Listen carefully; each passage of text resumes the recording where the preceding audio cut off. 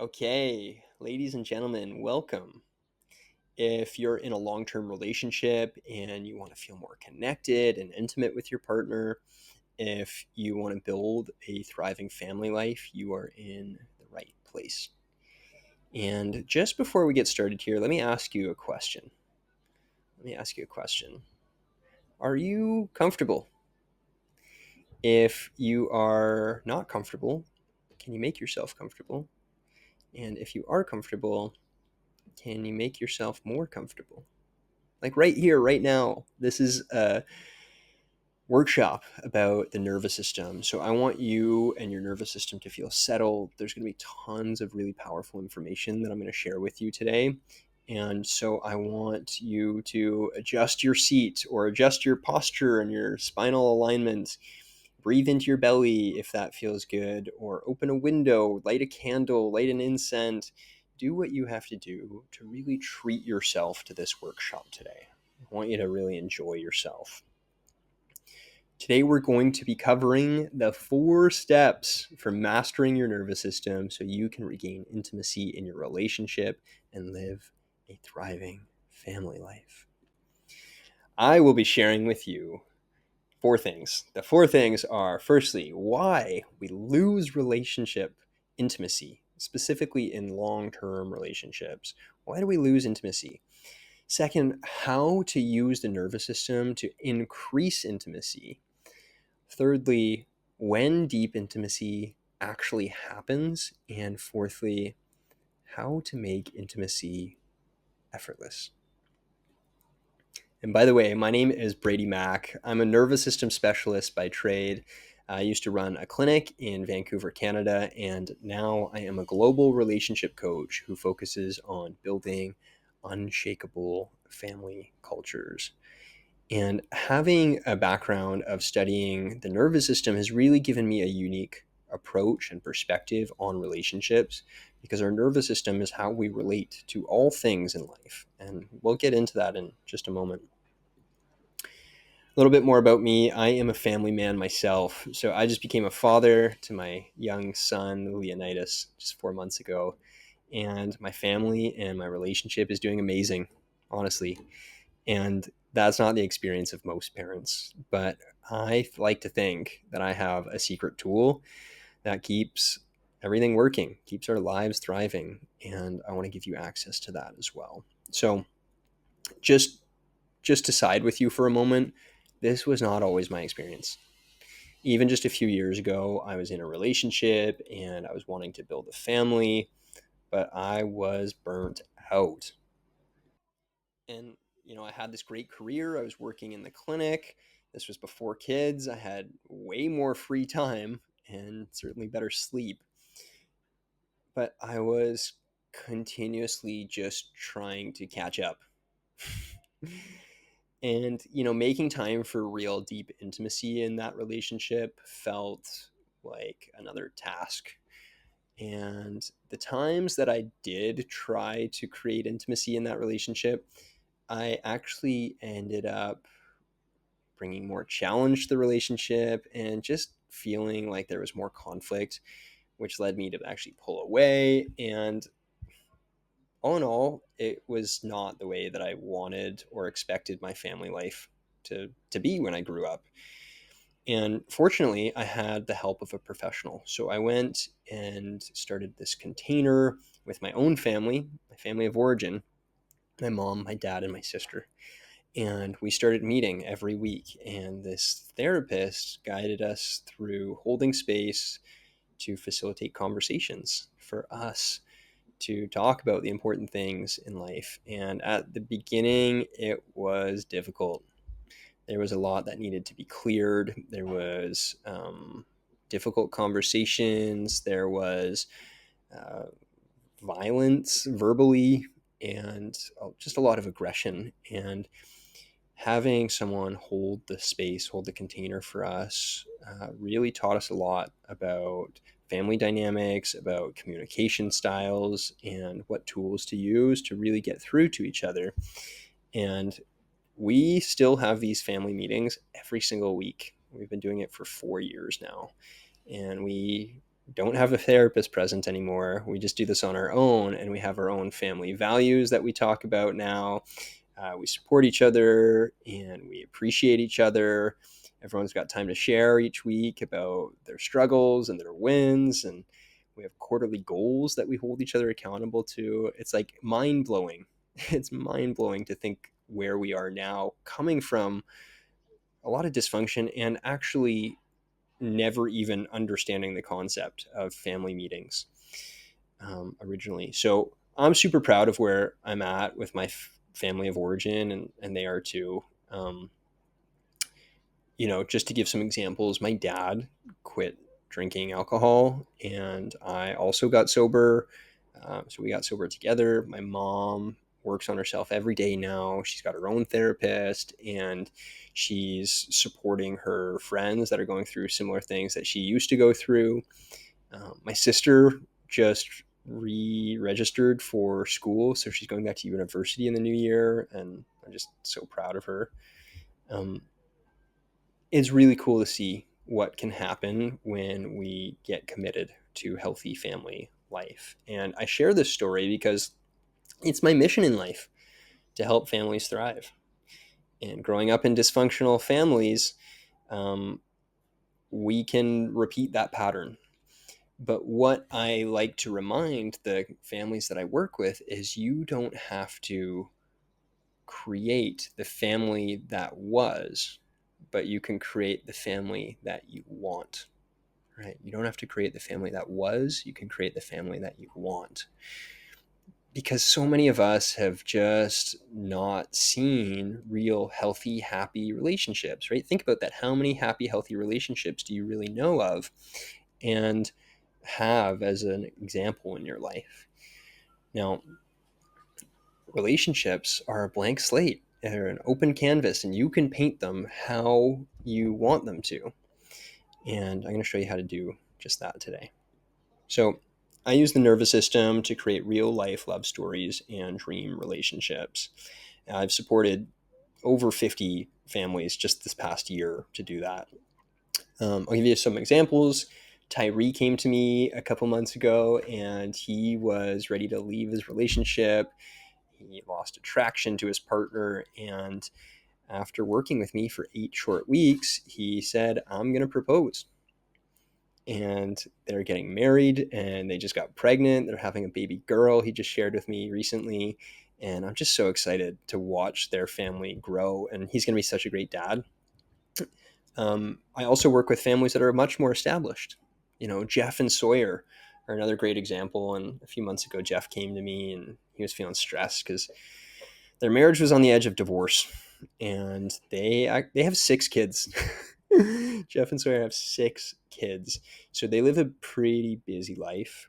And talking about their relationship issues just felt like another to-do list. And they just felt lost because they didn't have an understanding of what their life could be like, what their relationship could be like in the future. They didn't really have a vision for it. So when it came to our sessions, the first session, I remember Sawyer would say things like, "You never listen to me, Jeff." And Jeff would kind of like close up, he'd shrink his body and basically just go quiet. And the truth is, both of them had their pieces. They were both bottled up with frustration and resentment and just feeling heavy and stressed and anxious. But the reality was they just needed some conscious communication tools. So I shared a few of those with them, and they started to admire each other. They started to appreciate each other. And all of a sudden, they start to hold each other in these deeper emotions. And oftentimes, sessions would end with like long hugs. And you could just feel the relief coming off of the screen because they got their relationship back. And now they've set up family meetings where they have all their kids come and enjoy spending time with them. They talk about a lot of these things. So I help them set that up. They're going on romantic dates. They're going on family vacations. They are scheduling time just for intimacy for them. And I think best of all, their kids feel it. Their kids feel that they're unified in their decision making now, which is super cool. So here is how all of this works, right? Every good presentation needs a pyramid because it shows you where you're starting and where you're going. And at the base of this pyramid, the foundation is the body. It's the nervous system. So these are the different ways that you can experience intimacy. First way is through the body, right? Pretty obvious. We all know that we can experience intimacy through the body. I have a body, you have a body. Let's have intimacy, right? And that's one level of intimacy. And the second level of intimacy is through the heart, right? Through emotions. We can hold space for each other. We can share emotions. We can recognize that, oh, you feel this way, I feel this way. We can understand sameness, right? And finally, we can recognize polarity, right? And we can recognize our soul, right? You could call this sacred intimacy. And this is masculine and feminine dynamics that create intimacy. So I teach all of these in my trainings, but for today, we're going to focus on the bottom, the body and the nervous system. And the reason for that is because that is the foundation which everything else is built on. You know, most people want to jump to this fairy tale relationship at the top of the pyramid. And some people try to like bypass their way there, right? You see this often with like podcasts, like relationship podcasts that give all of this advice and these pieces of information, or maybe you've gathered garbage information from your friend who's got a questionable relationship themselves, or maybe even asked my favorite ones, people who ask chat gpt, AI, to solve their relationship issues. And the problem with that is that it creates a cognitive dissonance between what we know, all of this information and advice, and what we can actually handle embodying, right? So we can touch into the masculine and feminine polarity. We can touch into, deeper emotions, but if we can't handle that in our nervous system, it's not going to be long lasting. So, three different types of intimacies: body, heart, and soul. But today we're going to be focusing on the body, the foundation, the nervous system, which everything else is built on. So, what happens for most couples is they start to get into their 30s and life becomes busy with work, sometimes kids, or just low energy levels. And maybe their relationship feels predictable. And intimacy starts to take a back seat. And that's okay. There's nothing wrong with that. But without intimate connection, you start to lose attraction to each other. And what happens when you start to lose attraction to each other is you'll begin to have communication issues. And if those communication issues become this subconscious fight, you will start to work against each other. And if that goes on for long enough, you'll even start to normalize disconnection in your relationship. And if you continue to normalize disconnection, you're going to set an example of unresolved conflict for the people around you. That's just going to become the culture that you create, and your kids are going to pick up on it. And it all comes down to one thing: safety. You can try to be more masculine or be more feminine all day. You can even try sharing your heart and your deeper emotions with each other. But if your nervous system does not feel safe, you're going to close down. You're going to run away. You're going to fight, or you're going to be frozen in fear. And the thing is, most people actually want to be intimate. It might even be that you want to experience pleasure with yourself and your partner, but setting that up or making that happen actually feels scary or daunting or just too much. Some people don't even know where to start. A lot of couples that I work with on our first session together, they might not even know where to start talking about their relationship. And that's okay because I just guide them into an embodiment practice. And by the end of the call, they're likely hugging or on each other's lap or just sharing how deeply they love each other. And that's why I love my work. See, what I realized was that the nervous system was the tool to create intimacy. And a lot of the time, couples would come to me with intimacy issues or communication issues, and I would actually guide them to take a look at their nervous system. And so maybe this is a great place for you to check in with yourself. How often do you find yourself getting angry or triggered or just feeling misunderstood by your partner? Is it once per month? Once per week? Does it happen every day? The important thing to note here is that the more often it happens, the more likely it is that it's a nervous system issue more than anything else. So, if your intimacy has taken a backseat due to your overly activated nervous system, but you'd like your intimate life back, you're in the right place. And again, like, I get it. This happens to all of us at times. And we all go through cold streaks, even in married life. The important thing is that you don't let your cold streaks become your normal, right? If it goes on too long, it starts to become your family's culture.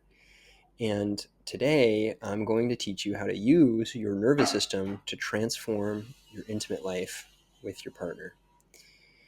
So, the nervous system, let's dive in. The nervous system gets a lot of attention these days, and to be honest, I've got a bone to pick with all the information out there about the nervous system. And what I see is really missing is the tools and skills to implement inside your relationship. So, what I don't want is for you to have some more information about something that sounds like it's out of a Huberman Lab podcast and go regurgitate that to your wife. Like, that is not intimacy, that is information. So, this is not an anatomy class. I want you to have the experience of true intimacy. And I'm going to give you real life examples of how to do that. So make sure you stick around to the end because the last example that I give you is my favorite. So, what is the nervous system? Let's start with the briefest, easiest way that I can explain the nervous system. And it's a powerful tool, right? Because the nervous system controls the way that we think. The nervous system also controls the way that we feel. And the nervous system even controls the way that we behave in every moment. So the nervous system controls the way that we think, feel, and behave in every moment. Think about how powerful that is. Like, your nervous system controls basically everything in your life. And I want to overly simplify this for you and make it really simple. The nervous system really only goes two directions: up or down regulation, right? So I like this image because I teach breath work, and breath work, your breath has four parts to it, right? You can see on the left side, this is representative of your in-breath, up regulation. So anytime you take an in-breath, you're speeding up your heart rate, you're exciting and energizing your nervous system. And every time you take an exhale, which is represented on the right side of this box, it's relaxing and downshifting your nervous system, right? Slowing things down. Heart rate slows down on the exhale. So when you think of these two directions that your nervous system can go, you can consider, what do I need in any given moment? Do I need more up regulation or do I need more down regulation? Well, that depends on the circumstance, right? So if I'm, say, reading a book, sitting by the fire like this guy is, I don't want to be heavily breathing. You can imagine if I'm heavily mouth breathing with a big voluminous inhale while reading a book, it doesn't quite make sense, right? Similarly, if I am wrestling a bear, like I do most mornings, as every good Canadian does, I don't want to be gently nose breathing and long, slow exhales, like, right? I want to be like ready to go. I want to be like this guy. I just couldn't resist all the images that came up when I searched in man wrestling bear. The internet is amazing. And I don't know what's happening here. I got a little carried away. Okay, on to the next slide. Um, all of this is to say that your breath and your nervous system starts to create different states or different experiences, right? One experience might be intimacy, another experience might be anxiety. So just know that when something like anxiety is coming up, it's typically our disharmony with our environment around us, and specifically our internal state or our nervous system's disharmony with what's happening around us. There's a mismatch somewhere. So, to give an example of that, if we were to rate stimulus in our environment, say wrestling a bear, that would probably be a stimulus of a 10. So, can I have my internal state match that stimulus with a 10, right? Or if I'm reading my book, the stimulus of the book is probably a 2. So can I have my internal state match that stimulus? And this is what creates harmony. So the game becomes, how do I make my internal state match my external environment? How do I create harmony, right? Well, it's either breathe more or breathe less, right? Upregulation is through an in-breath, downregulation is through an out-breath. And you can control that right now in this moment by asking yourself, do I need more upregulation or more downregulation to meet the stimulus of this or whatever life is presenting you? Now, throughout the day, we go through cycles of this, right? When you first wake up, you might wake up here, and this is the place where you're feeling grounded and you're feeling calm and you're feeling relaxed. And contrary to popular belief, this is actually where intimacy happens. Right? This is the place that intimacy happens, in the place where you feel your body, where you feel connected to your emotions. You can sense what's happening from a grounded, calm, relaxed space. And then, what happens after you wake is you start to go throughout your day, you start to upregulate with things like coffee, with work, maybe kids, and work happens here, right? This is a good thing. We need stimulus and to be able to match the stimulus to get things done in life, specifically work, right?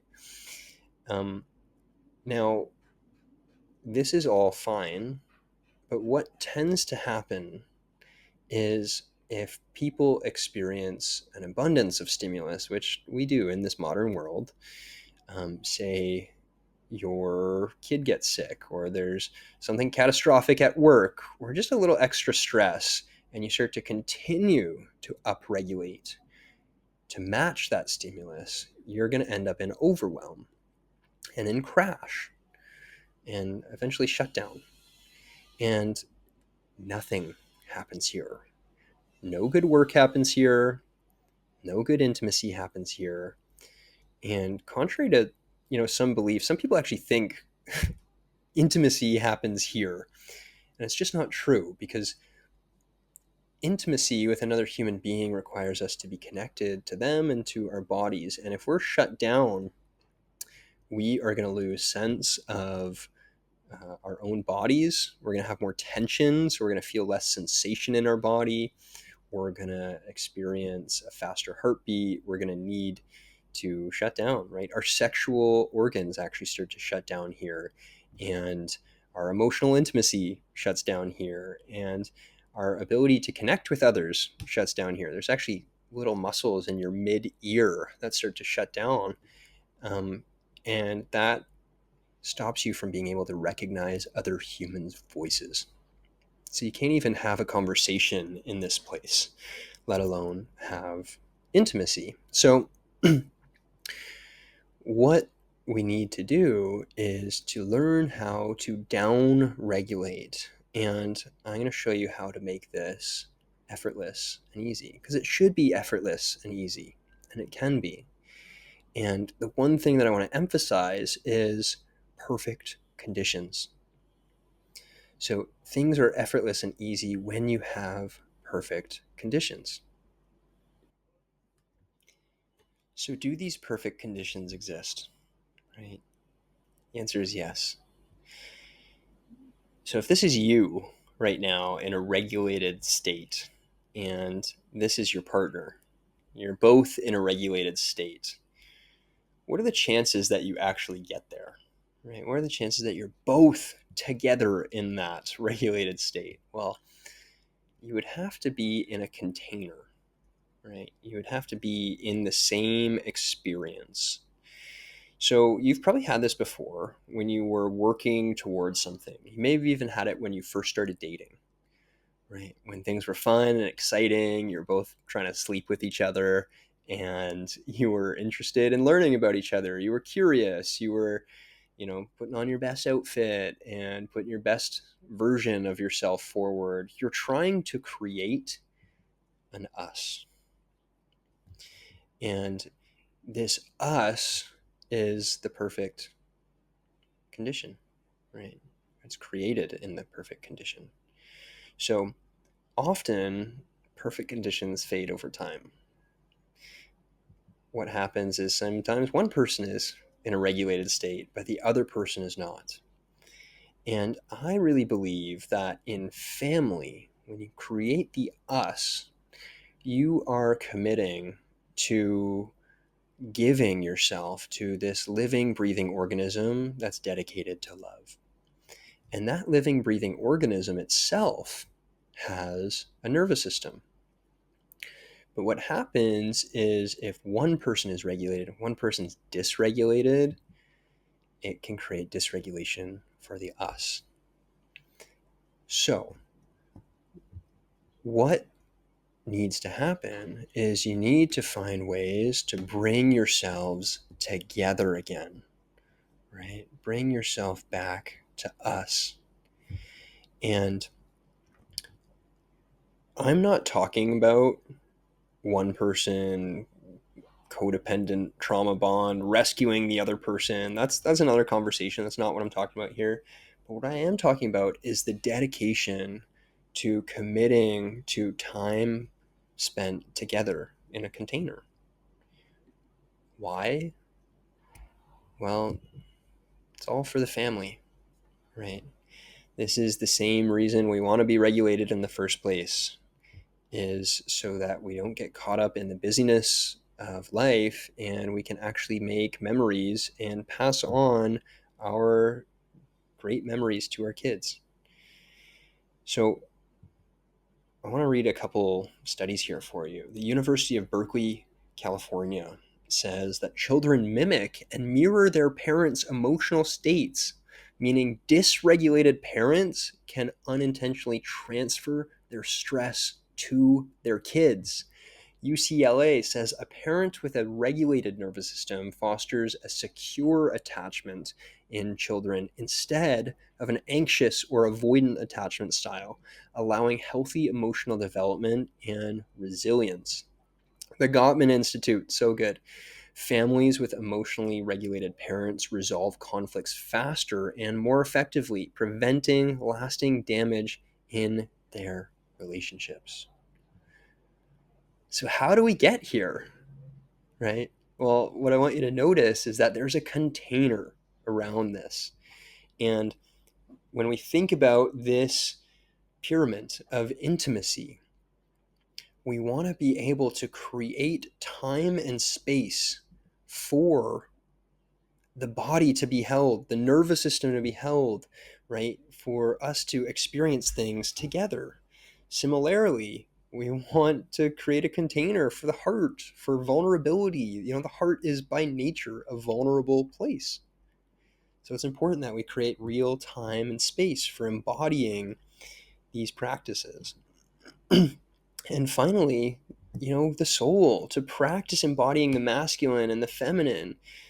These are at times vulnerable practices and very rare, very seldom do we have the chance to actually practice that. So we need a place to practice. We need a container. So today, so far, we've covered why we lose intimacy, how to use the nervous system to increase intimacy, when deep intimacy actually happens, and how to make intimacy effortless. All of this is possible if you have a container. And here's how I know why. It happens to all of my clients. Like Natalie, who felt it was easier than ever when she had the container because she felt safe and she felt heard, and it brought her relationship to a place that she could have never imagined. Merrick found what it truly means to hold space for his partner, and he started to awaken his masculine energy. Chrissy, she started to notice that she had some patterns that influenced not only her relationship, but her whole life. And once she was able to transform some of those, she was able to create a lot more connection in her relationship. And Judith started to realize her own dreams and actually take steps towards them. Or Julia, who found that she was actually putting a lot of pressure on herself in relationship and found ways to open up more. And she says that her relationship now feels connected and stable. Oh, and by the way, I practice this stuff too. Okay, with my own family, we create containers for everything. We create containers for finance, for intimacy, for scheduling, for making memories. And we make a lot of memories. We travel around the world, places like New Zealand, to Australia, to Bali. This is us in Europe. Next summer, we're going to the Canadian Rocky Mountains.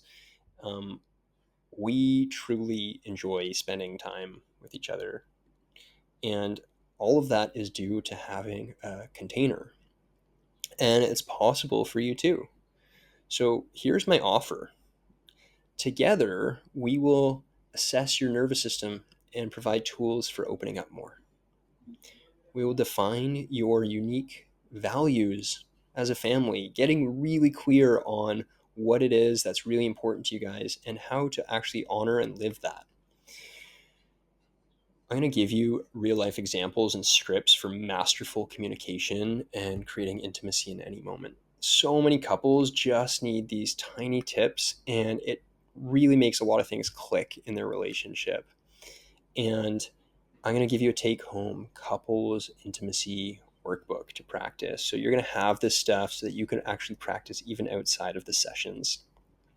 So if that sounds good to you, click the link below and it will bring you to a page like this. You can book in a time that works for you. It'll bring you to then a page like this. You can answer a few quick questions just to get clear on exactly where you're at in your relationship. And from there, you and I can jump on a Zoom call. It's completely confidential. And the worst thing that can happen is that we can identify where things aren't really working for you in your relationship, and I'll point you in the right direction. But the best case is that I can help you create an epic container for intimacy with your partner, and that'll last the rest of your life. So if you're looking for support and you want to further this journey for yourself, with your partner, and for your family, just click the link below. I'd love to chat with you.